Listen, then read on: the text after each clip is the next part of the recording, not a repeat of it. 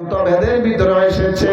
এই জন্য আমার হিন্দু ভাইরা, সনাতন ধর্মাবলম্বী ভাইরা, আপনাদেরকে বলবো, আপনাদের ধর্মীয় গ্রন্থেও মূর্তি পূজার নিষিদ্ধতার কথা এসেছে।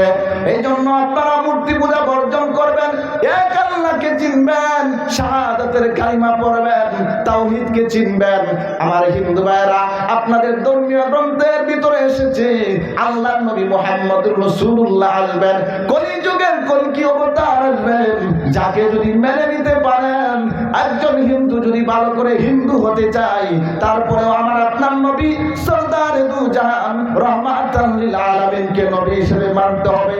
কোন হিন্দু ভাই যদি দাবি করে আমি একজন ভালো হিন্দু, আমার বাবাজিরারে আমি বলবো, সেক্ষেত্রেও তাকে মুহাম্মদ নবীকে মানতে হবে। কারণ হিন্দু ধর্মের ভিতরে এসেছে, হিন্দু ধর্মের একটা গ্রন্থ আছে কলকি পুরাণ।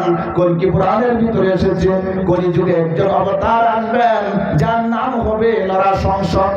আমার ভাইয়েরা, নরসংস শব্দের অর্থ হলো প্রশংসিত, আরবি করলে হয় মুহাম্মদ।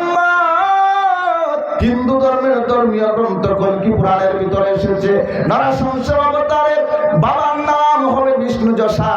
বিষ্ণু যশা বাংলা অর্থ হলো মালিকের দাস, মালিকের গোলাম, আরবি করলে হয় আব্দুল্লাহ। আমরা জানি আমাদের নবীর বাবার নাম ছিল আব্দুল্লাহ। বিষ্ণু যশার স্ত্রী অর্থাৎ কলিযুগের কলকি অবতারের মার নাম হবে সুমতি। সুমতি শব্দের অর্থ হলো নিরাপদ, আরবি করলে হয় আমেনা। আমরা জানি আমাদের পয়গম্বরের মার নাম ছিল আমেনা।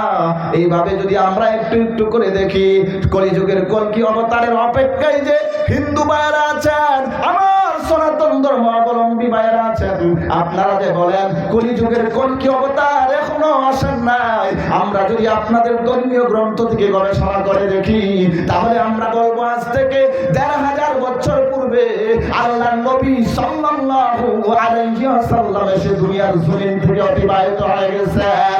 এই জন্য আমার হিন্দু ভাইরা, আপনাদের হাতে ধরে পায়ে ধরে বলবো, বিশ্বনবী রহমাতাল লিল আলামিনকে কলিযুগের কলকি অবতার বলা হয়। এই নবীকে যদি আপনারা মানতে পারেন, এই নবীকে যদি আপনারা সত্য নবী হিসেবে গ্রহণ করেন, আমার হিন্দু ভাইরা রে, আপনারা এই জমিন এবং পরকালীন জমিনে মুক্তি পেয়ে যাবেন।